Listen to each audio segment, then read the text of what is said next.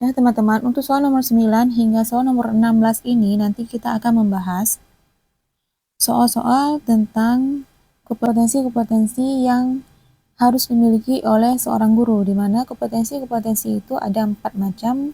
Yang pertama ada kompetensi kepribadian, kompetensi sosial, kompetensi pedagogi, dan kompetensi profesional. Sebelumnya, soal nomor 1 hingga 8 adalah soal-soal tentang model-model pembelajaran.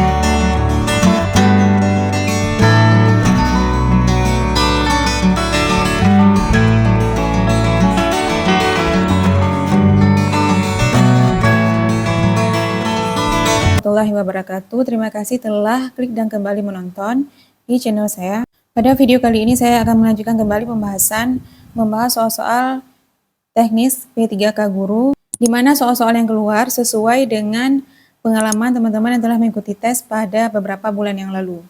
Soal-soal yang keluar untuk teknis P3K Guru seperti metode pembelajaran, model pembelajaran, pembelajaran yang aktif dan menyenangkan, P3K, penilaian. Untuk video kali ini saya akan membahas fokus pada soal model pembelajaran dan soal kompetensi-kompetensi yang harus dimiliki oleh seorang guru.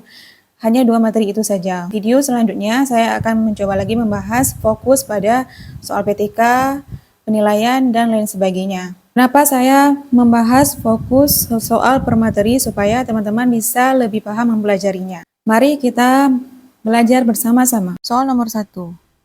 Model pembelajaran yang mempunyai keunggulan antara lain berpikir dan bertindak kreatif, memecahkan masalah yang dihadapi secara realistis, merangsang perkembangan kemajuan berpikir siswa, untuk menyelesaikan masalah yang dihadapi dengan tepat adalah A. Inquiry, B. Role playing, C. Kontekstual, D. Picture and picture, E. Problem solving.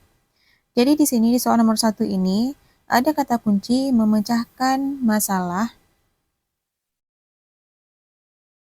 dan menyelesaikan masalah. Jadi jawaban yang tepat adalah problem solving. Mari kita lihat pembahasannya. Model pembelajaran berbasis masalah atau problem solving merupakan sebuah model pembelajaran yang menyajikan masalah dunia nyata sehingga merangsang peserta didik untuk belajar. Masalah tersebut digunakan sebagai suatu konteks bagi peserta didik untuk mempelajari cara berpikir kritis dan keterampilan memecahkan masalah, serta untuk memperoleh pengetahuan dan konsep materi pelajaran. Lalu kita lihat lagi, untuk inquiry itu adalah model pembelajaran yang lebih ke dalam proses penyelidikan atau eksplorasi. Selanjutnya ada model pembelajaran role playing. Role playing itu adalah suatu kegiatan bermain peran. Nah, jadi kuncinya itu role playing, dia adalah kegiatan bermain peran. Pembelajaran kontekstual adalah konsep belajar yang mendorong guru untuk menghubungkan antara materi yang diajarkan dan dengan situasi dunia nyata siswa. Sedangkan picture and picture adalah model pembelajaran ini mengandalkan gambar sebagai media dalam proses pembelajaran. Itu kata kuncinya. Jadi, untuk soal nomor 1 ini yang paling tepat jawabannya adalah E, problem solving. Soal nomor 2. Seorang guru melaksanakan pembelajaran yang mengakomodasi semua anggota kelompok mengungkapkan pendapat, ide, dan tanggapan terhadap skenario secara bebas, sehingga dimungkinkan muncul berbagai macam alternatif pendapat. Kegiatan yang dilakukan guru tersebut merupakan implementasi strategi pembelajaran. Nah, skenario itu sama dengan masalah. Ya, jadi kita lihat optionnya A. Inquiry learning, B. Discovery learning, C. Project based learning, D. Kooperatif, E. Problem based learning. Nah, kita lihat dulu ada tahapan pelaksanaan dari pembelajaran problem based learning atau disingkat dengan PBL. Ada definiting the problem, self-learning, investigation, exchange knowledge, dan assessment. Nah, pada tahap definisi masalah atau definiting the problem, di situ dijelaskan dalam langkah ini, fasilitator itu atau guru menyampaikan skenario skenario atau masalah, dan peserta didik melakukan berbagai kegiatan brainstorming. Brainstorming itu adalah kegiatan kelompok yang pesertanya saling berbagi atau bertukar ide, dan semua anggota kelompok mengungkapkan pendapat, ide, dan tanggapan terhadap skenario secara bebas, sehingga dimungkinkan muncul berbagai macam alternatif pendapat. Nah, jadi jelas dari penjelasan ini bahwa untuk soal nomor 2 itu, jawabannya adalah Problem Based Learning, yang E, atau PBL. Soal nomor 3, perhatikan langkah-langkah pembelajaran yang masih acak berikut ini. 1. Mengorganisasikan siswa dalam belajar. 2. Orientasi siswa pada masalah. 3. Membimbing penyelidikan siswa secara mandiri atau kelompok. 4. Mengembangkan dan menyajikan hasil karya. Jika langkah-langkah tersebut disusun mengikuti urutan model pembelajaran Problem Based Learning, urutan langkah yang tepat adalah A. 2, 3, 1, 4, B. 1, 2, 3, 4, C. 1, 3, 2, 4, D. 3, 2, 1, 4, E. 2, 1, 3, 4. Nah, langkah-langkah praktik Problem Based Learning itu dimulai dari 1. Orientasi siswa pada masalah, berorganisasi siswa untuk belajar, 3. Membimbing penyelidikan individual dan kelompok, 4. Mengembangkan dan menyajikan hasil karya, 5. Menganalisis dan mengevaluasi proses pemecahan masalah. Nah, jadi dari langkah yang kita lihat ini, yang pertama itu ada orientasi siswa pada masalah, terus mengorganisasikan siswa untuk belajar. Kita lihat lagi ke soalnya. Nah, orientasi siswa itu ada di nomor 2, pertama berarti nomor 2, ada di E, juga ada di A. Setelah itu mengorganisasikan siswa dalam belajar. Ini nomor 1, ini nomor 2. Berarti nomor 1-nya adalah 2 dan nomor 2-nya itu adalah 1. Nah, untuk yang lain optionnya tidak ada, jadi option yang paling tepat jawabannya adalah E. Soal nomor 4. Seorang guru ingin membelajarkan dengan menggunakan strategi pembelajaran kooperatif. Maka urutan tahapan yang tepat pada model pembelajaran kooperatif adalah A. Orientasi, bekerja kelompok, kuis, penghargaan kelompok. B. Kuis, penghargaan kelompok, kerja kelompok, orientasi. C. Kuis, bekerja kelompok, orientasi, penghargaan kelompok. D. Orientasi, penghargaan kelompok, bekerja kelompok, kuis. E. Orientasi, pengamatan, bekerja kelompok, kuis, penghargaan kelompok. Nah, untuk sintak model pembelajaran kooperatif itu ada nomor 1 menyampaikan tujuan dan memotivasi pembelajar, 2 menyajikan informasi, ini masuk ke dalam orientasi.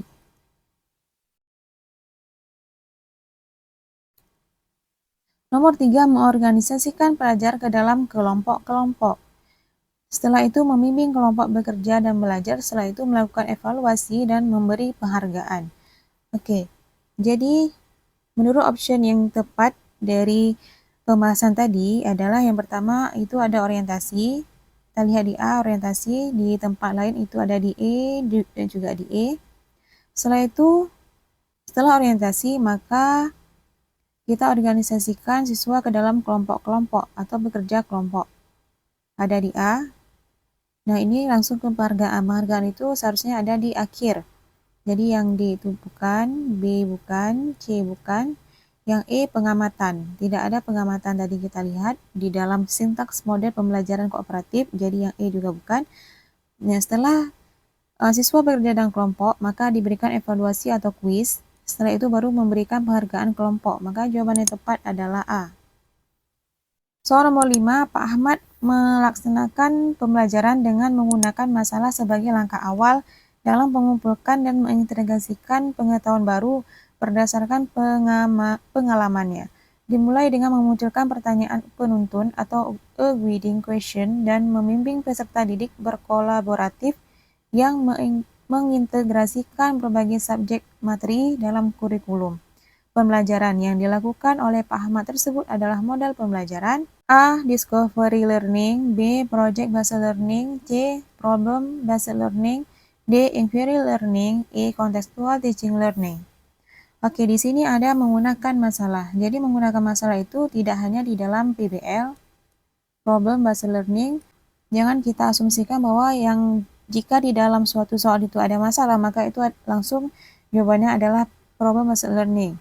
Nah, kita lihat lagi penjelasan berikutnya.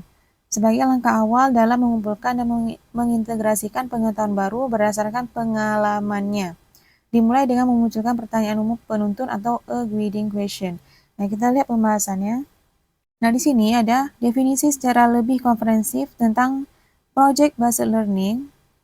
Menurut The George Lucas Educational Foundation 2005 adalah sebagai berikut. Project-based learning is curriculum valued and standard-based. Nah, di sini maksudnya merupakan pendekatan pembelajaran yang menghendaki adanya standar isi dalam kurikulumnya. Melalui project-based learning, proses inquiry dimulai dengan memunculkan pertanyaan penuntun a guiding question dan membimbing peserta didik dalam sebuah proyek kolaboratif yang mengintegrasikan berbagai subjek atau materi dalam kurikulum. Nah, jadi jelas berdasarkan definisi yang dibuat oleh The George Lucas Educational bahwa a guiding question itu ada di dalam project-based learning atau project-based learning itu biasa disingkat dengan PJBL. Jadi, jawaban yang tepat pada soal nomor 5 ini adalah project-based learning, bukan problem-based learning. Dan discovery learning bukan inquiry dan juga bukan kontekstual. Jadi di sini kuncinya adalah a guiding question. Untuk project-based learning dan problem-based learning itu memang keduanya ini dimulai dari suatu masalah di dalam kehidupan sehari-hari atau di dalam kehidupan nyata. Tetapi bedanya PBL ini dia menghasilkan produk,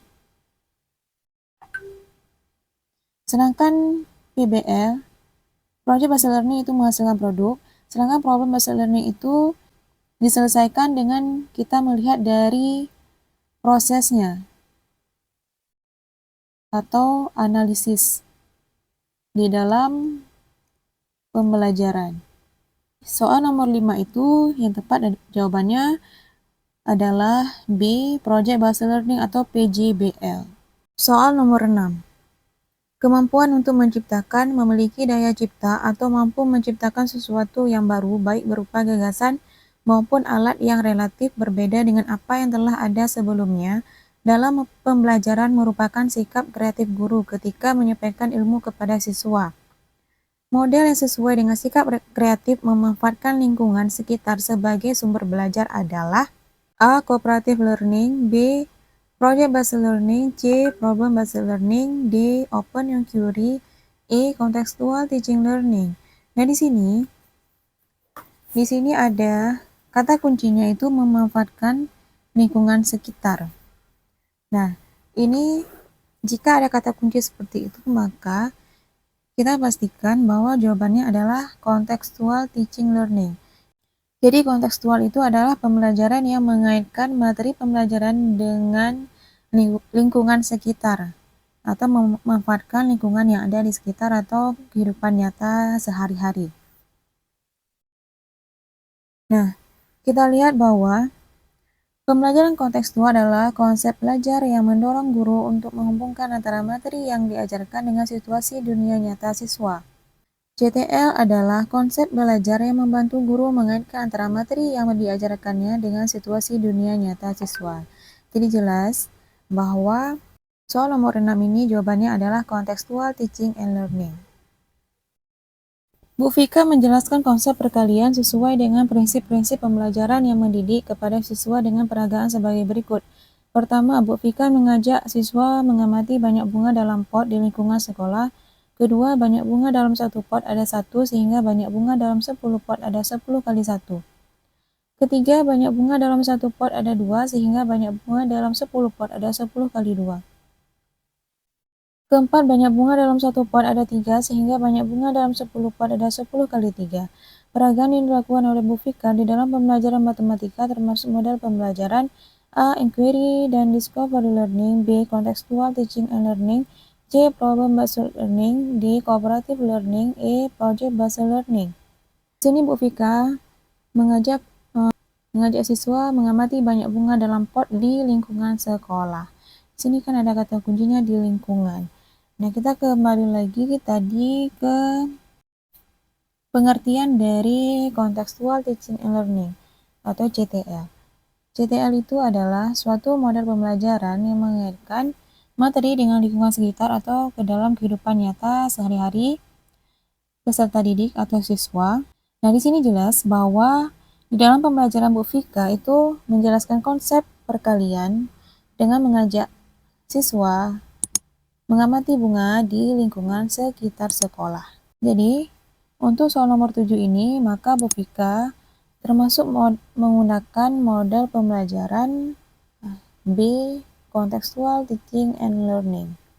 Nomor 8. Pada saat peserta didik melakukan eksperimen atau eksplorasi, guru memberikan kesempatan kepada peserta didik untuk mengumpulkan informasi sebanyak-banyaknya yang relevan untuk membuktikan benar atau tidaknya hipotesis.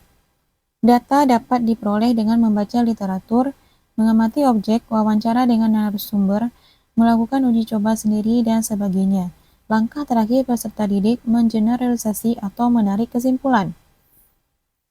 Kegiatan di atas merupakan langkah pembelajaran A. Inquiry dan Discovery Learning, B. Group Investigation, C. Problem-Based Learning, D. Cooperative Learning, E. Project-Based Learning. Nah, kita lihat bahwa di sini ada prosedur pembelajaran inquiry. Inquiry ini sama juga dengan discovery. Terdapat 6 langkah, yaitu pertama orientasi masalah, merumuskan masalah, setelah itu membuat hipotesis, jawaban sementara dari masalah, eksplorasi, mengumpulkan informasi atau data, menguji hipotesis, lalu yang terakhir adalah membuat kesimpulan. Di sini dijelaskan di soal langkah terakhir itu adalah mengeneralisasi atau menarik kesimpulan. Di dalam eksplorasi, guru memberikan kesempatan kepada peserta didik untuk mengumpulkan informasi sebanyak-banyaknya yang relevan untuk membuktikan benar atau tidaknya hipotesis. Maka dari langkah dari prosedur pembelajaran inquiry yang kita amati ini sesuai dengan soal, maka untuk jawaban soal nomor 8 ini adalah A. Inquiry dan Discovery Learning. 9. Hal-hal berikut merupakan kompetensi kepribadian yang perlu dimiliki oleh seorang guru kecuali. Nah, teman-teman, untuk soal nomor 9 hingga soal nomor 16 ini nanti kita akan membahas soal-soal tentang kompetensi-kompetensi yang harus dimiliki oleh seorang guru, di mana kompetensi-kompetensi itu ada 4 macam. Yang pertama ada kompetensi kepribadian, kompetensi sosial, kompetensi pedagogi, dan kompetensi profesional. Sebelumnya, soal nomor 1 hingga 8 adalah soal-soal tentang model-model pembelajaran. Guru harus beragama dan berkewajiban untuk meningkatkan iman dan takwa. B. Mempunyai sifat a priori. C. Maaf, ini opsionnya sudah acak. Yang C. Percaya pada diri sendiri. D. Toleransi dan tenggang rasa. E. Rendah hati dan berwibawa. Kita lihat dulu dari optionnya. Jadi kalimat yang negatif itu ada di kata a priori. Di mana a priori itu adalah sikap mengambil suatu kesimpulan atas pemikiran sendiri secara abstrak tanpa ada pertimbangan pengalaman apapun. Jadi, hal-hal berikut yang merupakan kompetensi kepribadian, di sini karena yang negatifnya cuma yang ada di B, maka sudah tentu pasti jawabannya kecuali adalah B. 10. Salah satu kompetensi sosial guru menurut C.C. Wijaya adalah bersikap A. Ramah tamah dan murah senyum. B. Bersikap simpatik. C. Masa bodoh dan arogan. D. Pemarah dan pendendam. E. Terampil berkomunikasi dengan sesama guru saja. Baiklah, untuk kompetensi sosial guru, kita lihat dulu opsi yang pernyataannya negatif. Untuk C. Masa bodoh dan arogan tidak mungkin dimiliki oleh seorang guru. Pemarah dan pendendam itu tidak juga dimiliki oleh seorang guru. E. Terampil berkomunikasi dengan sesama guru saja.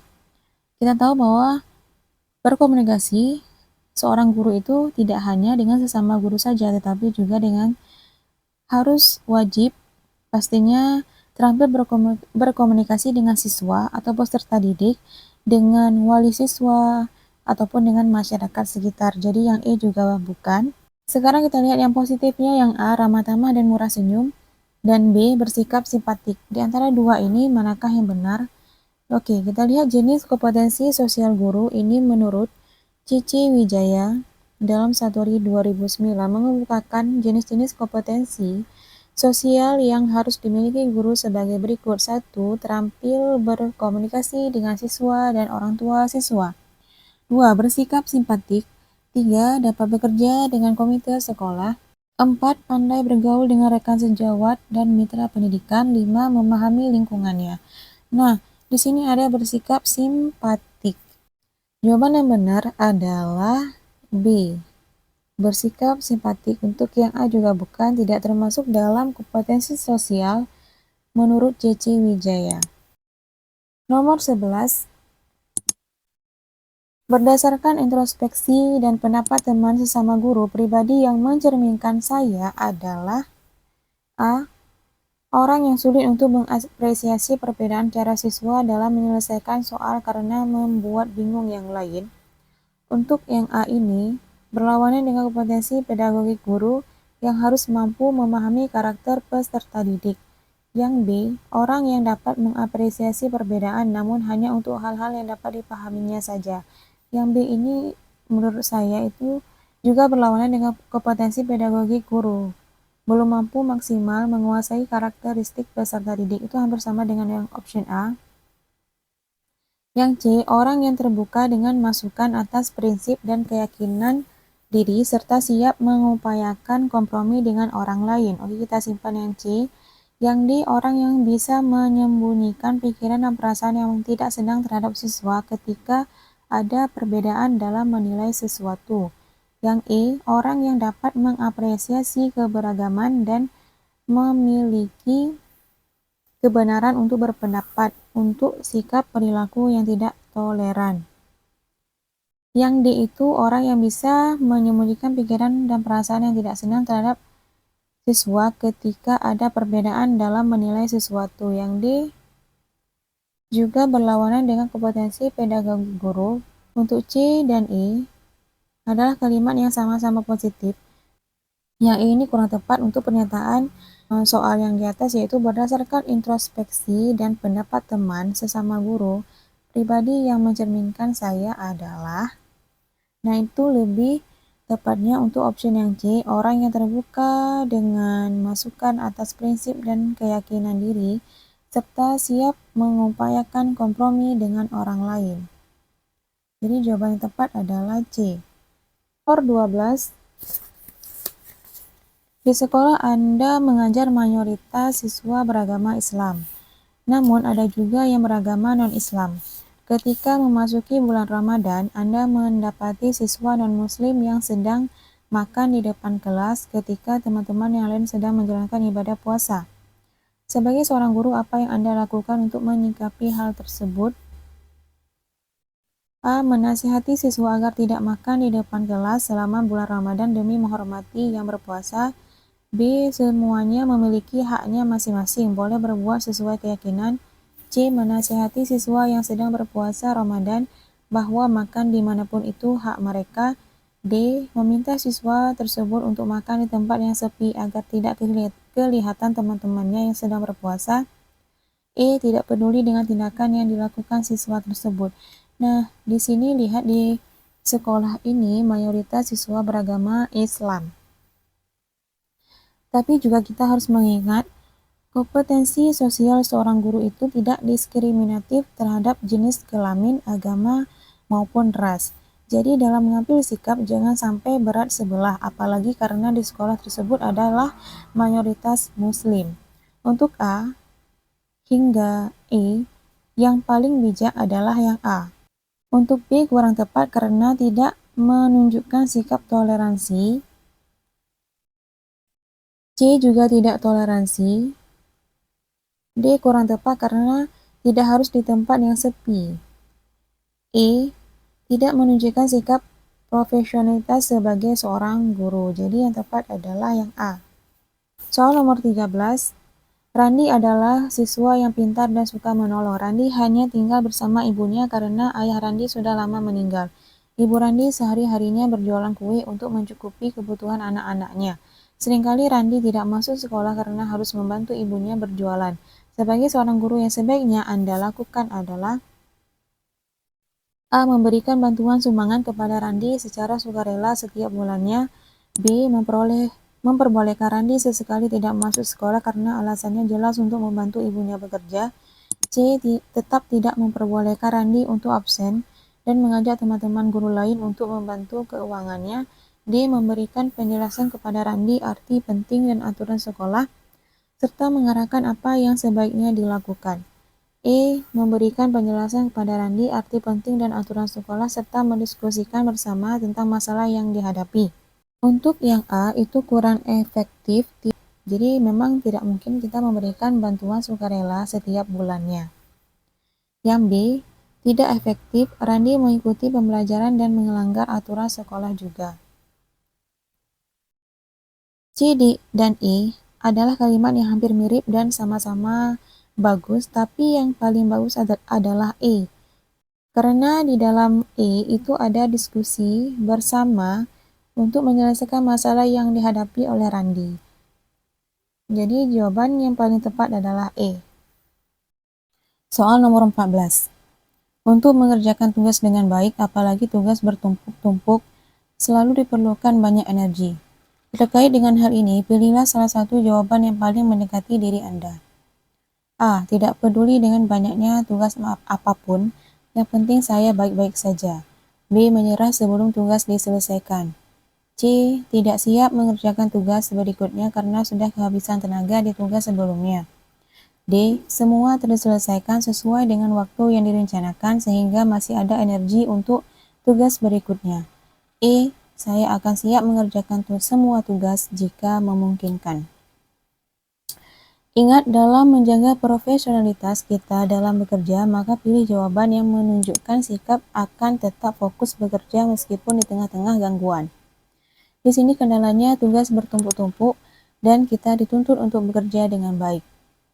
A. Perhatikan kalimat yang penting saya baik-baik saja. Dengan arti kata, ketika tidak dalam keadaan baik, maka tugas akan terabaikan. Untuk yang B, C, dan E, tidak menunjukkan sikap profesionalitas. Yang D adalah kalimat atau kata-kata yang paling tepat dan kalimat yang paling bagus.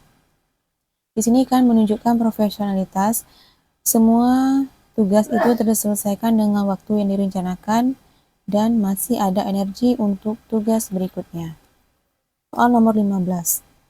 Sebagai seorang ketua kelompok kerja guru, ketika membagi tugas kelompok saya akan A. Membagi tugas sesuai dengan pengalaman yang dimiliki teman-teman. B. Membagi tugas sama rata kepada teman-teman. C. Memberikan kebebasan pada anggota untuk memilih bagian mana yang sanggup untuk dikerjakan. D. Mengerjakan tugas yang lebih sulit terlebih dahulu bersama-sama, baru membagi kelompok sesuai dengan strategi saya sebagai ketua agar pekerjaan selesai. E. Membagi tugas dengan melihat kemampuan dan kompetensi setiap anggota sehingga dapat melaksanakan tugas dengan baik. A. Tidak efektif karena bagaimana terhadap teman yang tidak memiliki pengalaman. Yang B. Tidak efektif juga. Jika sama rata, maka belum tentu bisa menyelesaikan tugas dengan baik. Yang C juga tidak efektif. Dengan cara ini bisa membuat beberapa tugas tidak terselesaikan dengan baik. Yang D tidak efektif karena ada yang banyak bekerja dan ada yang tidak bekerja, dan memakan banyak waktu jika mengerjakan tugas yang sulit terlebih dahulu bersama-sama. Maka yang lebih efektif itu adalah yang E. Yang E, membagi tugas dengan melihat kemampuan dan kompetensi setiap anggota. Nah, jadi jika diberikan tugas sesuai dengan kompetensi yang dimiliki oleh masing-masing anggota, maka tugas tersebut dapat terselesaikan dengan lebih baik dan tidak akan memakan banyak waktu. Nomor 16, seorang guru yang memilih untuk melanjutkan pendidikan ke jenjang pendidikan yang lebih tinggi aktif mengikuti kegiatan KKG atau kelompok kerja guru dan komunitas guru, menunjukkan bahwa guru tersebut meningkatkan kompetensi A. Pedagogik, B. Profesional, C. Kepribadian, D. Sosial, E. Kepemimpinan. Nah, untuk yang ini, kata kuncinya adalah melanjutkan pendidikan ke jenjang yang lebih tinggi, aktif mengikuti KKG dan komunitas guru. Nah, ini adalah salah satu cara guru untuk meningkatkan profesionalisme guru. Ini ada 6 cara. Yang pertama, melanjutkan pendidikan ke jenjang yang lebih tinggi, aktif di KKG, mengikuti pelatihan, banyak membaca, observation dan evaluation ini. Yang 6, membuat karya tulis. Jadi jawaban yang tepat adalah meningkatkan kompetensi profesionalisme.